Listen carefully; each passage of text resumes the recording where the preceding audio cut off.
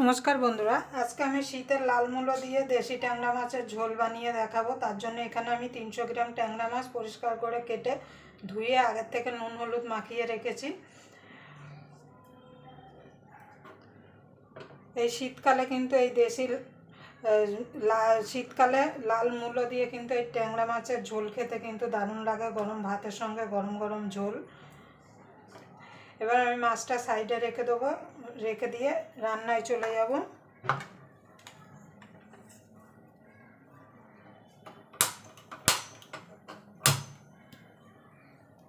একটা কড়াই বসিয়ে দেবো, কড়াইটা গরম হওয়া পর্যন্ত অপেক্ষা করব। দেখুন বন্ধু, কড়াইটা গরম হয়ে গেছে, দিয়ে দেবো তেল। এবার তেলটা গরম হওয়া পর্যন্ত অপেক্ষা করব। দেখুন বন্ধু, তেলটা গরম হয়ে গেছে, এখানে কটা বড়ি নিয়েছি, বড়িগুলোকে আগে ভেজে নেব।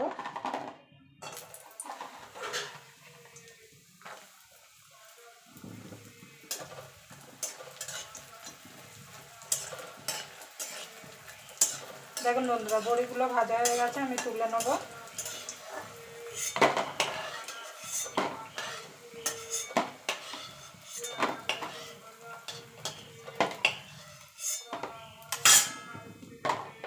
এবার মাছগুলো ভেজে নেব।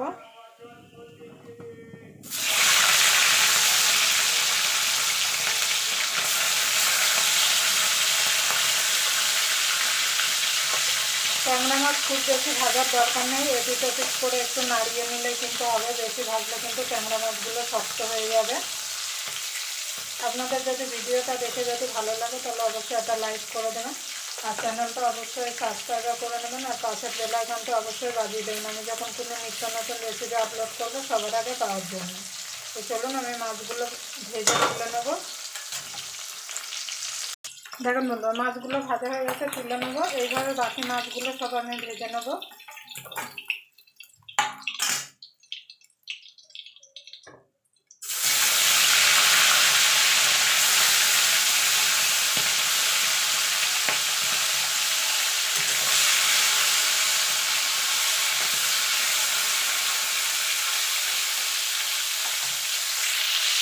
দেখুন বন্ধু, মাছগুলো ভাজা হতে হতে একটা মশলা রেডি করে নেব।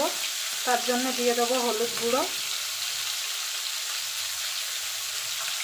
ধনের গুঁড়ো, জিরের গুঁড়ো, ঝালের জন্য দিয়ে দেবো লঙ্কার গুঁড়ো। এগুলো আমি জল দিয়ে একটা পেস্ট বানিয়ে নেব। দেখুন বন্ধু, মাছগুলো ভাজা হয়ে গেছে, সব মাছগুলো তুলে নেব। আমি এই তেলেই রান্নাটা করব, তার জন্য ফোড়নে দিয়ে দেবো একটা তেজপাতা, গোটা জিরে। ফোড়নটা একটুখানি ভাজা ভাজা করে নেব। ফোড়নটা হয়ে গেছে, এখানে আলু আর মূলোটা কেটে রেখেছিলাম, মূলোটা আগে দিয়ে দেবো। আলু মূলো একসঙ্গে দিয়ে দেবো।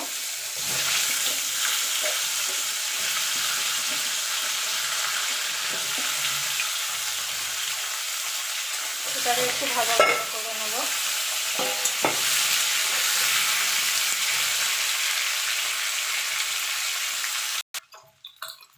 দেখুন বন্ধুরা, আলু মূলোটা ভাজা হয়ে গেছে, এখানে যে মশলাটা গুলে রেখেছিলাম সেটা দিয়ে দেবো।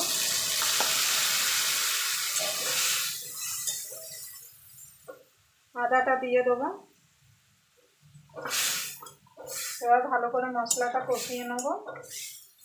আপনার চাইলে আলু মূলোটা ভেজে তুলে নিয়েও পরে মশলা দিতে পারেন, দিয়ে মশলা কষিয়ে নিয়ে আলু মূলোটা দিয়ে দিতে পারেন। আমি একসঙ্গে দিয়ে দিলাম। এটা টমেটো দিয়ে দেবো। এবার ঢাকা দিয়ে দেবো। দেখুন বন্ধু, মশলাটা কষানো হয়ে গেছে, এবার দিয়ে দেবো জল, গরম জল। অবশ্যই গরম জল দেবেন। ঝোলটা আপনারা যেমন খাবেন সেই বুঝে এখানে জলটা অ্যাড করবেন।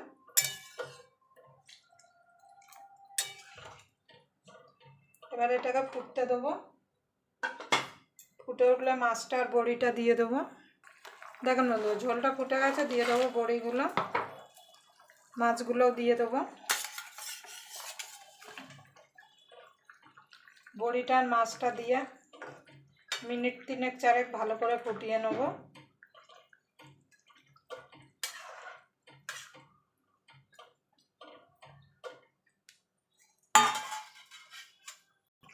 দেখুন বন্ধু, মাছের ঝোলটা হয়ে গেছে, ধনে পাতা দিয়ে নামিয়ে দেবো।